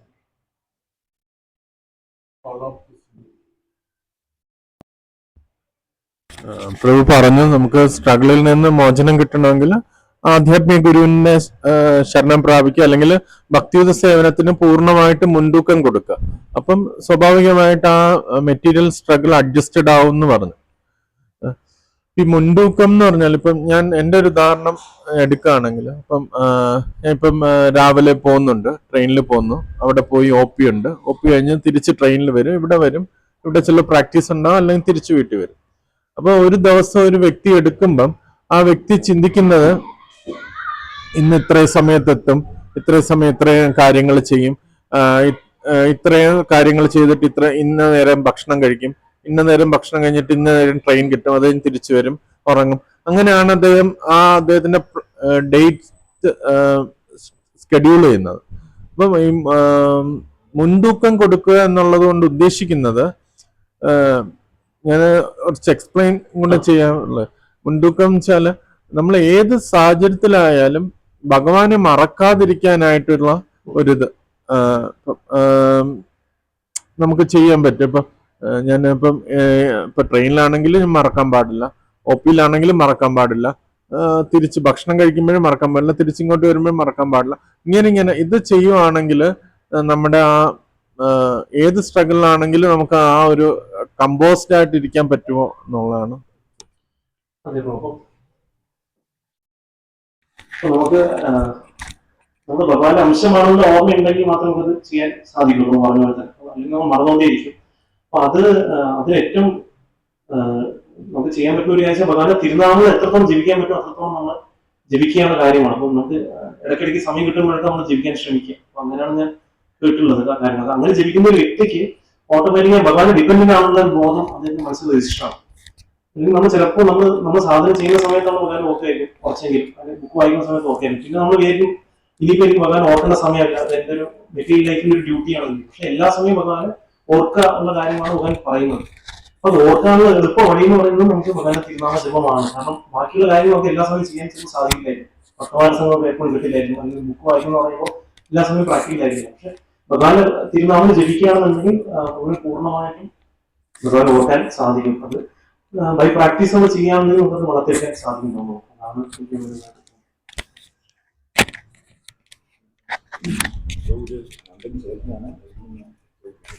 പറഞ്ഞു മമൈവാംശോ ജീവലോക ജീവഭൂത സനാതന എന്ന് പറഞ്ഞാൽ എല്ലാ ജീവജാലങ്ങളും ഭഗവാന്റെ അംശമാണ് എന്നുള്ളതാണ്. അപ്പോൾ ഒരു നമ്മൾ പഠിച്ചിട്ടില്ലേ, വിദ്യാഗ്നിയെ സമ്പന്നെ ബ്രാഹ്മണെ കവിഹസ്തിനെ എന്ന് വെച്ചാൽ ഒരു പണ്ഡിതൻ എല്ലാവരെയും ഒന്നുപോലെ ആണ്. അപ്പോൾ ആ ശാസ്ത്രം അനുസരിച്ചിട്ട് നമ്മൾ മറ്റൊരു ജീവജാലങ്ങളെ കൊന്ന് കഴിക്കുക എന്ന് പറയുന്നത് ഒരു അപരാധമാണ്. അപ്പോൾ ഭഗവാൻ മറ്റുള്ളവരോട്, ആനയോട്, മറ്റ് മാനുകളോട്, പിന്നെ പശുക്കളോട്, അവരോടൊക്കെ ഒരു കരുണ കാണിച്ചു. കാരണം അതിന്റെ ഡൈജസ്റ്റീവ് മെക്കാനിസം ഒന്നിനെ കൊന്ന് അത് കഴിക്കാൻ പറ്റില്ല. പക്ഷെ ആ കരുണ മനുഷ്യനോട് കാണിച്ചില്ല. കാരണം മനുഷ്യന് മറ്റുള്ള ജീവികളെ കൊന്ന് കഴിക്കാനുള്ള ഒരു ടെൻഡൻസി ഉണ്ട്. ഇത്രയും ഒരു അപരാധം ഉണ്ടായിട്ട് പോലും അത് മനുഷ്യനോട് ആ കരുണ കാണിക്കാത്തതിന്റെ ഉദ്ദേശം എന്താണ്?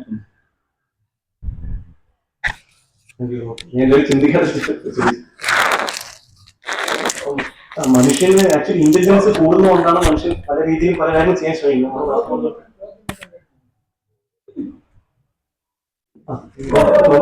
ചോദിച്ച ചോദ്യം എന്ന് പറഞ്ഞു കഴിഞ്ഞാൽ ആക്ച്വലി ഭഗവാൻ എന്തുകൊണ്ടാണ് മനുഷ്യന്മാർക്ക് ഇപ്പൊ ഒരു ഓപ്ഷൻ ഉണ്ടല്ലോ, നമുക്ക് മൃഗങ്ങളെ കഴിക്കാം, പശുക്കളെ കഴിക്കാം, അങ്ങനത്തെ കാര്യങ്ങൾ കൊടുത്തിട്ടുണ്ട്. പക്ഷെ ബാക്കിയുള്ള ജീവിച്ചാലും ഒരിക്കലും അവരവരുടെ ഭക്ഷണമാണ് അവർ കഴിക്കുന്നത്. പക്ഷെ മനുഷ്യനാണെന്നുണ്ടെങ്കിൽ അദ്ദേഹത്തിന് പല പല ഓപ്ഷൻസ് ഉണ്ട്. അദ്ദേഹത്തിന് വെജിറ്റേറിയൻസ് മാത്രം കഴിച്ചിരിക്കാം, പക്ഷെ എന്നാലും അദ്ദേഹം ബാക്കിയുള്ള ജീവിജാലങ്ങൾ കൂടി കഴിക്കുന്നുണ്ടല്ലോ. എന്തുകൊണ്ടാണ് ഭഗവാൻ അങ്ങനെ ഒരു ഇത് കാണിച്ചത്? അങ്ങനെ ഇപ്പോൾ ചോദ്യം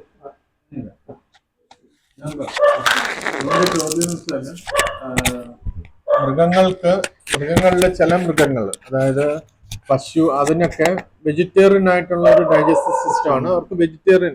ഇപ്പം പശുക്കളോടൊക്കെ ഭഗവാൻ എന്തോ സ്പെഷ്യൽ കാരുണ്യം കാണിച്ചിട്ടുണ്ട്. മനുഷ്യന് ഈ എന്തുകൊണ്ടാണ് ഈ കനൈൻ ടൂത്തും ഇതൊക്കെ തന്നിട്ടുള്ളത്? അതായത് മാംസം കഴിക്കണം എന്നുള്ളത് ശരിക്കും നമ്മുടെ ഡൈജസ്റ്റീവ് സിസ്റ്റം അനുസരിച്ച് നമ്മൾ ശരിക്കും ഹെർബിവോറസ് ആണ് ശരിക്കും കാണുന്നത്.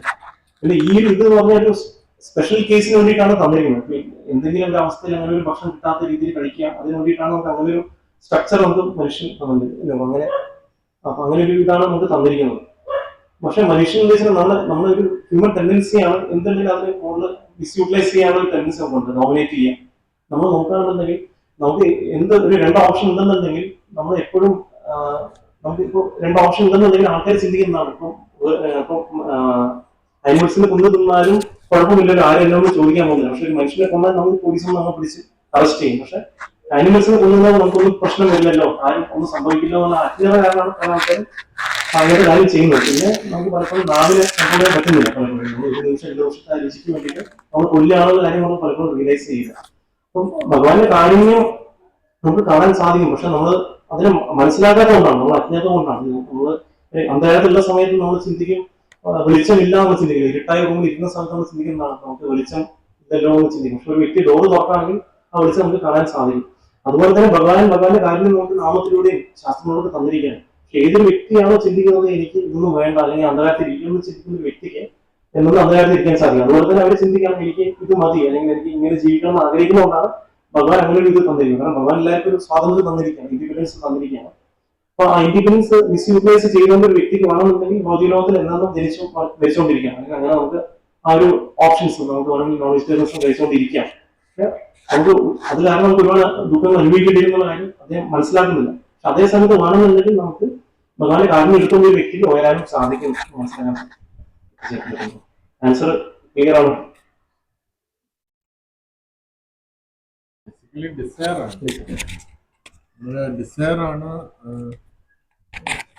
നമ്മൾ ഡിസയർ ചെയ്തതുകൊണ്ടാണ് നമുക്ക് ഈ മനുഷ്യ ശരീരം കിട്ടിയിരിക്കുന്നത്. ഇപ്പൊ പ്രഭുവിന്റെ വേറെ രീതിയിൽ ആ ചോദ്യം ചോദിക്കുകയാണെങ്കിൽ ചിലപ്പം വനത്തിലൊക്കെ താമസിക്കുന്നവർക്ക് എന്ത് കൃഷ്ണ കോൺഷ്യസ് കിട്ടും എന്ന് നമുക്ക് ചോദ്യം.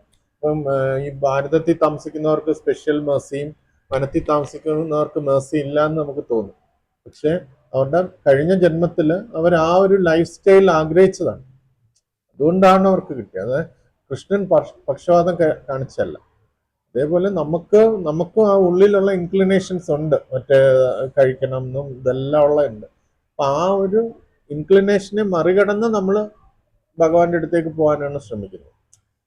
ആക്ച്വലി കൃഷ്ണൻ ഫ്രണ്ടില് നമ്മൾ കൃഷ്ണനെ കണ്ടു കഴിഞ്ഞാൽ അത് സ്പിരിച്വൽ എനർജിയാണ്. കൃഷ്ണന്റെ പുറകിൽ മെറ്റീരിയൽ എനർജി ഉണ്ട്. അപ്പൊ നമുക്ക് ചോയ്സ് ആണ്, കൃഷ്ണന്റെ മുമ്പിൽ നിൽക്കാനും കൃഷ്ണന്റെ പുറകിൽ നിൽക്കാനും ഉള്ള ചോയ്സ് നമുക്ക് എല്ലാവർക്കും ഉണ്ട്. സ്പിരിച്വൽ വേൾഡിലും ഉണ്ട്, സ്പിരിച്വൽ വേൾഡിലും അതുണ്ട്.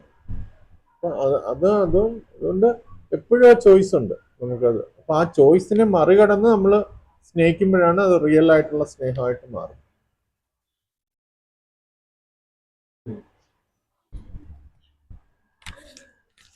ഹരേ കൃഷ്ണ പ്രഭു. കഴിഞ്ഞ ക്ലാസ്സിൽ സൺഡേ സത്സംഗത്തില് ഹരേ കൃഷ്ണ പ്രഭു ഒരു 6-ാം അധ്യായത്തില് 5-ാമത്തെ ശ്ലോകത്തില് ഒരു ട്രാൻസ്ലേഷനിൽ പറയാനുണ്ട്, മനുഷ്യൻ മനസ്സിന്റെ സഹായത്തോടെ സ്വയം ഉദ്ധരിക്കണം, അധപ്പതിക്കരുത്, ബദ്ധനായ ആത്മാവ് തന്റെ മിത്രം അത്രേ, ബന്ധു അത് തന്നെയാണ് ശത്രു. അങ്ങനെയാണെങ്കിൽ നമ്മൾ മനുഷ്യനെ രോഗഘട്ടത്തിൽ എത്തിക്കുന്നത് മനസ്സാണോ?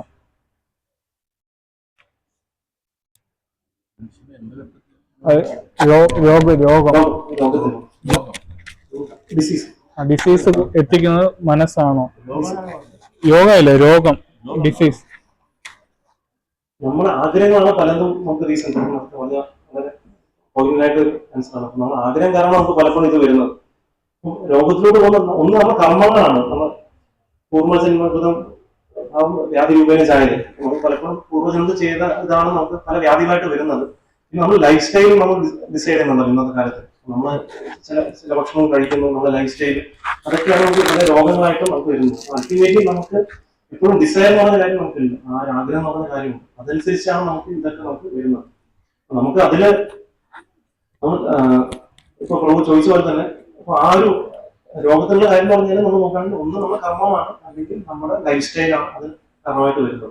നമ്മുടെ ശരിയായിട്ടുള്ള രോഗം എന്താണ്? ഭവരോഗമാണ് അല്ലെ, ശരീരമാണ് ചിന്തയുടെ ആക്ച്വൽ രോഗം. അതെല്ലാവർക്കും ഉള്ള ഒരു കാര്യമാണ്. അപ്പൊ ആ രോഗത്തിൽ നിന്ന് പുറത്തു വരാനുള്ള വഴിയാണ് കൃഷ്ണാവ് നമുക്ക് പറഞ്ഞത്. അതാണ് നമ്മൾ അൾട്ടിമേറ്റ് അതിന് പുറത്തു വരുന്നത്.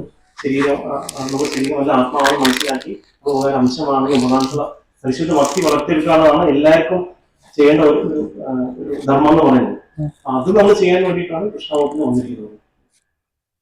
ആൻസർ ക്ലിയർ ആണോ? ക്ലിയർ ആണ്.